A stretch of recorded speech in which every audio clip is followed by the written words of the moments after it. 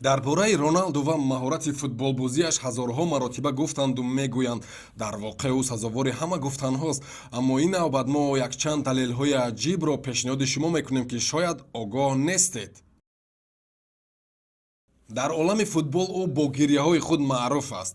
ҳатто дар хурдӣ Роналдуро писари гирёнчак мегуфтанд. маъруфтарин футболбози ҷаҳон аксар вақт эҳсоси худро пинҳон карда наметавонад ва дар майдон гирья мекунад.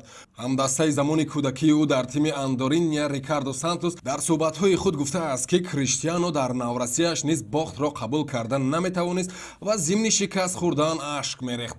дар финали Евро 2016 мо шоҳиди ашкрезии зиёди Роналдо шудем, вақте ки капитани мунтахаби Португалия дар дақиқаи 12-уми бозӣ ҷароҳат бардошт, он гоҳ худро дошта натавонист ва бо ашк майдонро тарк намуд. хотирот аз падар.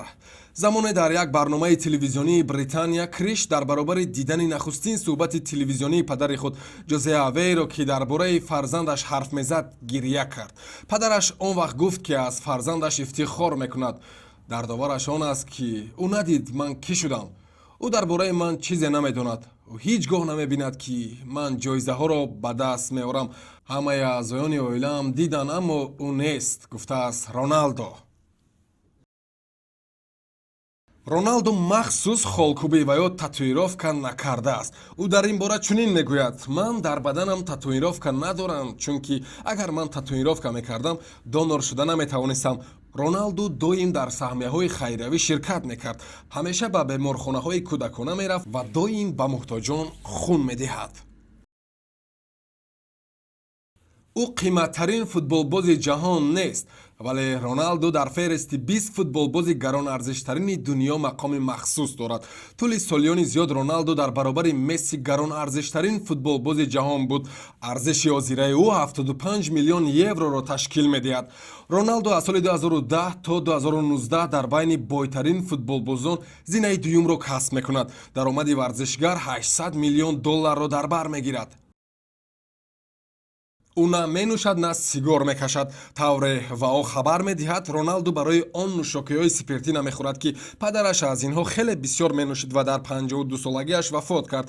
ҳарчанд Роналду борҳо ба падараш гуфта буд, ки дар беморхона ӯро табобат мекунад, аммо падараш розӣ намешуд, чунки бисёр гирифтори майзадагӣ шуда буд. тавре Роналду мегӯяд, ӯ ҳар рӯз маст буд ва ҳамроҳаш гап задан бисёр душвор буд. ба хотир меорад ин футболбози машҳур. дигар факти арақ нахӯрдани Роналду ин аст, ки ӯро яке аз маҷаллаҳои бонуфуз дар ҳолати хеле сархошӣ дида буд ва айбдораш карда буд, ки ин кор ба обрӯи футболбоз зарар расонд. беҳтарин футболбози Португалия. Роналду давоми 4 соли ахир, ки пайдарҳам дар ватанаш Португалия беҳтарин футболбоз мешавад. ӯ ин ҷоизаро шурӯъ аз соли 2007 танҳо 2 маротиба соҳиб нашудааст. дар 10 соли ахир ҳолати ҷисмонии Роналду дар сатҳи олӣ қарор дорад. Роналдуро ба феҳристи 50 беҳтарин инсонҳое, ки баданашонро тавассути тарбияи ҷисмонӣ зебо оро додаанд, шомил карданд.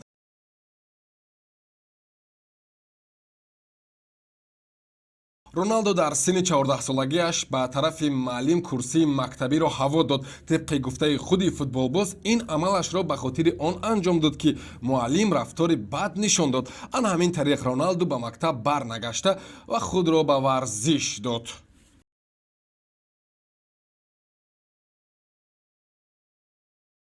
нақшаҳо дар оянда. Роналду нақша дорад, ки бо пироҳани тими миллии Португалия дар чемпионати ҷаҳони 2022 дар Қатар ширкат варзад. дар он вақт ӯ 37 сола мешавад.